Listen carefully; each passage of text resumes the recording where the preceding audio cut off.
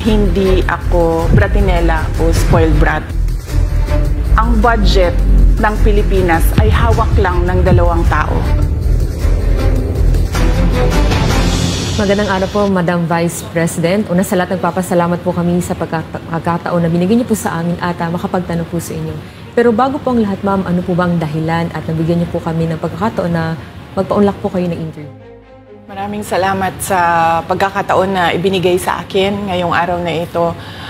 Nagpa-interview ako dahil gusto ko na malaman ng taong bayan at ma-explain sa taong bayan kung bakit hindi ako sumasagot sa question and answer sa budget hearing ng Office of the Vice President para sa budget proposal namin 2025. Gusto ko kasi na maintindihan ng taong bayan saan ba ako nanggagaling.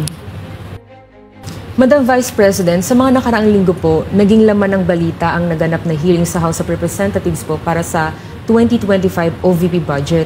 May mga nagsasabi na nag-asal bratinelya daw po kayo, lalo na sa House of Representatives. Hindi daw po kasi kayo sanay na matanong sa mga bagay-bagay, kaya ganoon na lamang po ang naging asta ninyo. Ano po ang reaksyon niyo dito? Sanay ako na sumagot sa mga tanong ng mga bagay-bagay. Kaya nga, di ba, nagbibigay ako ng mga interview kahit hindi siya arranged na interview, mga ambush interview ng media kung saan nakukuha nila yung mga katanungan ng taong bayan. Sanay ako sa ganyan at alam ng taong bayan na hindi ako bratinela o spoiled brat dahil kilala nila ako simula nung ako ay nasa Davao pa, simula nung ako ay mayor pa, hanggang naging vice president ako. Kilala ako ng taong bayan na hindi ko inaabuso ang aking power at ang aking authority sa lahat ng mga opisina na nahawakan ko. Testigo ko ang buong bayan na hindi ako isang spoiled brat. In fact, nung ako ay lumalaki, hindi naman ang mga kaibigan ko, hindi naman sila galing sa political na pamilya, sa mga mayayaman na pamilya, sa mga powerful na pamilya. Sila ay mga ordinaryong tao lamang at yun ang kinalakihan ko. Isang ordinaryong environment ng isang ordinaryong citizen ng ating bayan.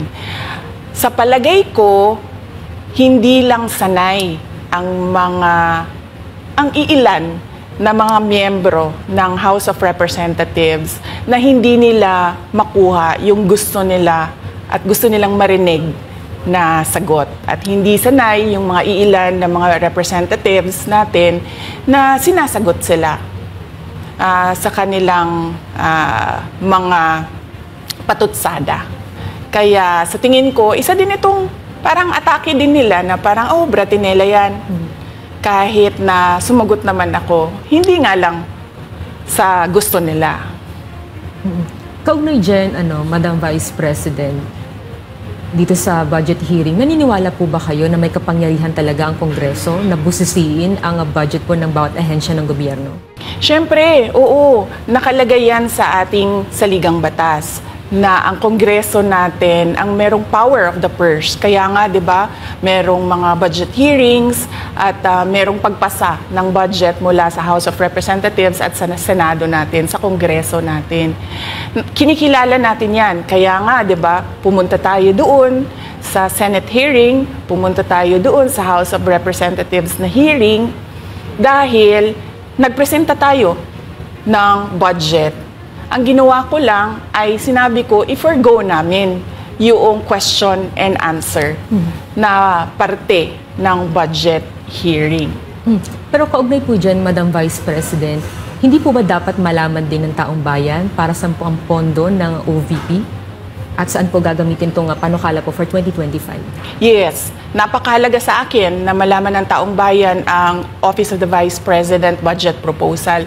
Kaya nga, bago kami pumunta sa Senate, bago kami pumunta sa House, ay pinublish namin yung budget proposal namin sa aming website, sa Office of the Vice President, sa social media platforms namin.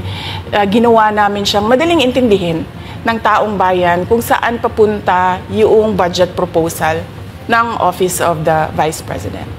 Ma'am, going back dun po kaninang sinabi nyo na yung ilang beses nyo pong sagot sa mga kongresista that you will forgo the opportunity to defend the 2025 budget proposal of the OVP and will defer to the wisdom of the Congress. Bakit tila daw po iniiwasan? Parang ganun po yung lumalabas daw. Oo. Kasi sinasabi ko pa ulit-ulit yon na sinasubmit namin sa Congress ang budget ng Office of the Vice President at iniiwan namin sa Kongreso ang desisyon kung ano ang gagawin nila para sa Office of the Vice President. Kaya fino-forgo na namin yung question and answer. Unang-una dahil nakikita namin na ginagamit siya ng ibang mga miyembro, iilan na mga miyembro ng Kongreso para umatake sa akin dahil hindi kami magkasama sa politika. Ang budget ng Pilipinas ay hawak lang ng dalawang tao. Hawak lang siya ni Congressman Zaldico at ni Congressman Martin Romualdez. Yan ang katotohanan. Halimbawa ko dito, medyo mahaba ito, kaya pagpasensyahan mo. Ang halimbawa ko dito, sa DepEd muna tayo. Sa Department of Education, noong taong 2023, merong 5 billion na inapprove para sa classroom construction. Nagulat ako kasi merong mga lumapit na miyembro ng House na humihingi. Hinihingi nila yung 5 billion, parte ng 5 billion na budget. Wala kasi akong experience sa ganyan. At saka ang pagkakaintindi ko, pag inapprove na yan ng Office of the President, ibibigay na yan, pagdediretso na yon sa approval at trabaho ng Department of Education sa construction ng mga classroom. Nagulat ako, may humingi. Magkano ba ang amin dyan? Magkano ba ang amin dyan? So sinabi ko, hindi pwede ito. Kasi ang mangyayari nito, hindi magagawa ng Department of Education ang trabaho namin na mag-construct ng classroom ayon sa classroom backlog at sa prioritization base sa backlog at sa classroom construction. So sinabihan ko yung isang congressman, sabihan ninyo si Martin Romualdez na hindi pwede chap-chapin ang classroom construction na 5 billion. Kaya kung makikita ninyo sa budget proposal na approved ng Office of the President, 5 billion yon. Pero nung lumabas yung GAA o yung budget approved noong 2023, naging 15 billion siya. Dahil hindi nga ako pumayag na kunin yung 5 billion, dinagdagan nila ng 10 billion yung classroom construction ng Department of Education. Yung 10 billion na yon hindi kontrolado ng Department of Education. Controlled yon ni Congressman Zaldico at Congressman Martin Romualdez. Hindi ko na kailangan ng corroborative witness dito dahil makikita niyo yon sa papel. Makikita ng taong bayan yon sa papel. NEP, 5 billion, lumabas ang budget approved, 15 billion.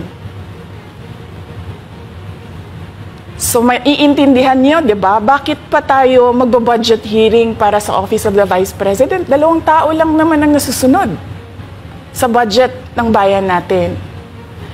Halimbawa, taong 2024, kung makikita nyo, ang approved na budget ng Office of the President para sa classroom construction ay 19 billion. Noong lumabas na ang House version ng Appropriations Bill, ay naging 24 billion ito. So, approved 19 billion, paglabas sa House, naging 24 billion. At doon sa 24 billion na yon, kung hahanapin mo sa papel, kinuha nila ang 5 billion ng repairs ng classrooms at nilagay nila doon sa 19 billion para maging 24 billion siya. So, ang naiwan sa repairs, sa kawawang mga classroom, ay 1 billion. Kaya, makikita nyo, Sa papel, nandyan yan. Naging 24 billion. At hindi lang yan, dahil noong 2023 ay hindi ako pumayag na hindi masunod yung DepEd na rules sa paano mag-classroom construction based on need. Ang ginawa ngayong 2024, inattach nila ang listahan na kung saan gagawin ang mga classroom construction worth 17 billion. Makikita nyo yon sa papel. Pagdating namin sa Senate, nakita yon ng mga senador. Tinanong nila ang Department of Education, totoo ba o hindi totoo na galing sa inyo ang listahan ng 17 billion ng mga classroom construction? So sabi namin sa mga senador, hindi totoo. Hindi namin magagawa yung trabaho namin. Hindi natin masasolve ang classroom backlog kung ganito ang nangyayari. Pwede ba ninyo kaming tulungan? Yung mga senador naman, very helpful sila. Oo, tulungan namin kayo. Kaya nga, kung makikita ninyo sa interpellation ng isang senador doon sa budget hearing sa Senate, tinanong niya diretso, galing ba sa DepEd ang listahan ng 17 billion? Galing ba sa DepEd ang listahan na inattach doon sa House version? Sinabi namin hindi. Hindi galing sa amin yan. On record yon. Makikita nyo sa mga videos, balikan nyo yung mga videos. Makikita nyo.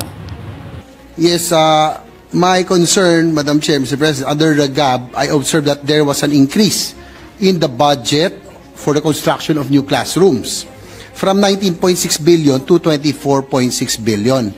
However, this is my concern, which you mentioned earlier, that the repairs and rehabilitation of classrooms was decreased from 6.5 billion to 1.5 billion. I also have information, Madam Chair, Mr. President, that 24.6 billion allocated under the GAB, but only 9.8 billion from the allocation is left to the discretion of DepEd. Kaya hindi ko na kailangan ng witness kasi makikita nyo sa papel. Tapos dumating ang BICAM, walang nangyari dahil ang nasusunod doon ay si Congressman Zaldico at si Congressman Martin Romualdez. Kaya nandun pa rin naka-attach yung 17 billion na ginawang listahan ni Co at ni Romualdez. In fact, balik lang ako konti sa'yo ha. Kahit yung mga congressman, nakikita nila yung problema ng ginawa nila na pag-attach ng listahan sa budget. Kasi doon sa basic education hearing noong May 2024 ng House of Representatives, merong isang congressman nagreklamo, bakit ang tagal ng classroom construction? Bakit ang tagal? Eh sabi nung USEC ng DepEd, kasi may pabago-bago sa listahan ng DPWH dahil hindi kami ang gumawa ng listahan. Yeah, Mr. Chair, with respect to the 17 billion in Annex A of the GAA, we are not privy on how the school sites were chosen. So, be it as it may. How is it chosen? I'm not privy to that, Mr. Chair. When the GAP came out, there was a 14.7 billion Annex A. Then when the committee, the GAA came out, from 14.7 it became 17 billion. So we are not privy to how the list was generated. So dagdag ko lang yan doon sa confirmation na kinuha nila yung budget ng DepEd at isa yan sa mga rason kung bakit ako nag-resign sa Department of Education. Hindi na ako papayag na sa susunod na taon, ganyan pa rin ang gawin nila at ako yung mananagot sa ginagawa nila. Kaya yan yung sinasabi ko, bakit pa tayo mag-question and answer dito para atakihin nyo ako? Eh, ang masusunod lang naman sa budget, 2 tao lang. Diba?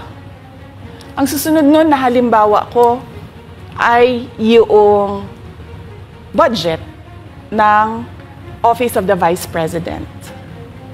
Kung makikita nyo, September 2023, merong lumabas na press release ang Makabayan Block. Sabi nila, may meeting kami with Congressman Martin Romualdez. Pinag-uusapan namin ang pagtanggal ng confidential funds. September yon. Pagkatapos noon, nagkwento sa akin ng isang congressman. Sabi niya, lumapit daw sa kanya si Congressman Ko at sinabihan siya na tatanggalin namin ang confidential funds ni Inday Sara. Hindi ba siya magagalit? Ang sagot naman sa kanya nung kaibigan ko na congressman, alam mo, si Inday Sara, walang pakialam sa pera yan. Magtatrabaho yan kahit anong budget. Alam niya yan. Dahil alam din yan, limitado ang pera ng gobyerno. Kaya magtatrabaho yan. Trabaho lang ang gusto niyan. Sinabihan siya. Inulit pa niya yung tanong. Tinanong niya yung congressman, sigurado ka ba na hindi magagalit si Inday Sara? Sabi niya, hindi. Kaya kung makita ninyo, doon sa budget hearing ng Office of the Vice President, ay dinefend namin ng maayos kung paano gagamitin ang confidential funds. Napapabilis ang trabaho, napapadali ang trabaho, dahil nakatarget yung mga proyekto. Pero pagkatapos nung plenary namin sa House, ay kaagad na lumabas, di ba? Walang 2 oras lumabas ang statement ni Congressman Zaldico. Ano sabi niya? Unanimous decision ng party leaders under the leadership of Congressman Martin Romualdez, tatanggalin namin ang confidential funds. At para hindi halata na inaatake nila ako, tinanggalan din nila yung mga iba pang mga departments ng kanilang confidential funds. So nakikita nyo, bumulong ang Makabayan Block kay Martin Romualdez. At dahil sa kagustuhan ni Martin Romualdez na hindi siya atakihin, at dahil sa gusto niyang suportahan ang Makabayan at ang NPA, nakinig siya. At ang ginawa niya, tanggalin yung budget. Alam na nila kung anong gagawin nila bago pa kami pumunta sa plenary ng House. Hindi ko alam yon. Kasi nasabihan na lang ako nung kaibigan kong congressman pagkatapos na. Nung nakita ko na nagsabi si Zaldico, tanggalin niya ang confidential funds ng Office of the Vice President. So doon ko na lang naintindihan na aatake sila gamit ang confidential funds. Dahil sumunod nun, October, ay merong dated na October na audit memorandum ang Commission on Audit. Tapos meron silang October 3 na audit memorandum ang Commission on Audit. So sunod-sunod yun, makita mo. Naglabas ng press release ang Makabayan, nag-defend kami ng budget namin, nagsalita si Zaldico, lumabas ang mga AOM ng COA, September, October. Kaya yan din yung rason. Nung nakita na namin at na-confirm namin doon sa audit memorandum ng COA na ito na yon, confirmation ng pag-atake. Kasi hindi pa kami confirm doon sa unang tanggalin namin yung confidential funds sa OVP. Ang confirmation namin, noong nagba-budget hearing sila, at doon sa budget hearing, tinatanong nila, may AOM na ba? May AOM na ba? At nakita namin lumabas na. Yun yung confirmation namin na ito yung pag-atake. Kaya nung fourth quarter ng 2023, hindi na ginamit ng Office of the Vice President at ng Department of Education ang confidential funds. Kasi sabi ko sa kanila, kahit gaanong tamang gamit natin dyan, gagawan nila ng mali yan. Bubutasin nila yan at aatakihin tayo gamit ang confidential funds. At ang patutuo nito, kung makita ninyo, noong House hearing, noong August 27, 90% ng mga tanong, confidential funds. Kahit na 2024 at 2025, wala ng confidential funds ang Office of the Vice President. So yan yung explanation ko, mahabang explanation ko. Bakit pa tayo mag-question and answer? Para atakihin ninyo ako? Tapos, alam naman nating lahat. Congressman Zaldico, Congressman Martin Romualdez lang ang nagdidesisyon sa budget ng bayan. Madam Vice President, it seems that there's this great plan against you talaga to destroy you. And speaking of plan, kasi during the budget hearing po, may nagsabi kasi doon ng let's stick to our plan. And you also called that person po. Ano po, can you po share about this po? Ano ba tong plan talaga nila during this budget hearing? Oo. Doon sa budget hearing na nangyari noong August 27, nakita nyo na. Meron na silang nakahandang PowerPoint presentation, meron na silang nakahandang audiovisual presentation, meron na silang nakahanda na script na binabasa. At yung isa pa nga na congresswoman na sabi niya, wala akong panahon. Basta mahaba ito. Hindi ko mabasa letter per letter. Pero kung makita mo, may nakahanda siya na mga sagot sa mga sinabi namin sa Commission on Audit. Legal points na sinabi namin sa Commission on Audit. Bakit napakadelikado ng ginagawa na kinukuha ang mga dokumento ng hindi tapos at hindi final na audit. So kung makita mo, ganun yun, nakahanda sila. Makikita natin na let's stick to our plan at atakihin natin ito siya. Walang kinalaman sa kanyang Office of the Vice President 2025 budget proposal, kundi lahat ay may kinalaman sa confidential funds na matagal nang may kaso, 3 pa nga ang kaso sa Supreme Court, matagal nang pinapa-audit nila at nagko-cooperate kami doon sa audit. Kaya makikita ninyo kung ulit-ulitin natin yung nangyari noong House budget hearing noong August 27. Meron silang plano na gamitin yon para siraan ako. At hindi lang sila tumitigil dyan. Kung makita ninyo, ngayon naman nasa DepEd budget sila ng pagsira ng pangalan ko. Kahit wala akong kinalaman doon sa mga observations ng Commission on Audit, sinasabi nila na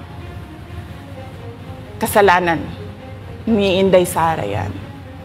At going back po dito sa budget hearing, Madam Vice President, kasi mukhang hindi talaga nagustuhan ng mga kongresista ang inyo pong naging sagot at naglabas nga po sila ng kanilang statement about pa din dito sa confidential fund. And itong si Franz Castro, nagsabi siya dito nga daw ay posibleng ito ay isang impeachable offense. Ano pang reaction niyo dito? Hindi na bago ang usapin ng pag-impeach sa akin. Kung babalik tayo nung nakaraang taon, ay nagsalita na si Franz Castro noong November 2023. Nagsabi na siya, ay pinag-uusapan namin ang impeachment ni Inday Sara. At nagbigay siya ng mga basehan doon sa ifa-file daw nila na impeachment. Kaya tuloy-tuloy lang yan na pinag-uusapan openly dyan sa House of Representatives ang impeachment. At lagi nandyan sa gitna si Franz Castro sa usaping impeachment sa akin. Unang-una, walang misuse ng confidential funds, walang misuse ng funds ng Department of Education. Kaya ngayon, ay pinipilit nilang gawan ng basihan yung mga sinasabi nila na impeachment sa akin. Kaya hindi bago yan na pinag-uusapan ang impeachment. Kasama yan sa plano nila laban sa akin. Ma'am, regarding naman po dito, kasi sa plano daw po nila, ay bigyan kayo ng 0 or 1 peso budget ang OVP po. Kung sakaling mangyari po ito, ano ang magiging hakbang po? Narinig din namin na merong defunding, i-defund daw ang Office of the Vice President budget. Narinig din namin na posibleng piso lang ang ibigay na budget sa Office of the Vice President. Handa ako sa Office of the Vice President na magtrabaho kahit walang budget. Maliit lang yung opisina namin, maliit lang yung operations namin, kaya kayang-kaya namin na magtrabaho kahit walang budget. Alam naman namin na kapartiyan ng pag-atake. Kaya kami, tutuloy-tuloy lang din kami sa kailangan namin gawin para sa bayan. Madam Vice President, panghuli na lang po, no? Sa kabila po ng nararanasan ninyo na pag-atake, kaliwat kanan, at ang kalagayan po ng ating bansa, ano po ang inyong mensahe sa ating mga kababayan? Unang-una mensahe ko sa ating mga kababayan, huwag silang magpadala sa ingay ng politika. Kung makikita natin sa kasaysayan, lagi talagang inaatake ang Vice President dahil siya yung tinitingnan ng mga tao na baka magiging sunod na presidente. So lahat ng mga gustong tumakbong presidente ay uunahin nila at atakihin talaga ang Vice President. Kaya huwag sila magpadala sa ingay ng paninira at politika. Pangalawa, isa-isahin nila ang bawat papel sa budget ng 2023 at 2024 at 2025. At pangatlo, kailangan magkaisa tayo na tumulong sa mga nangangailangan. Dumadami ang naghihirap na mga pamilya. Dumadami ang nakakaranas ng gutom. Kaya kailangan tayo, kaya kami tutuloy din ang trabaho namin kahit walang budget. Dahil alam namin na yan yung pinaka-importante sa ngayon. Na matulungan yung mga kababayan natin na naghihirap at walang makain. Yan yung totoong problema ng bayan natin. Once again, ma'am, maraming salamat po sa pagkakataong pinagkaloob niyo po sa amin at nabigyang linaw po ang mga issue nga ngayon ay headlines po sa iba't ibang media. Maraming salamat po ni Madam Vice President. Thank you very much. Shukran.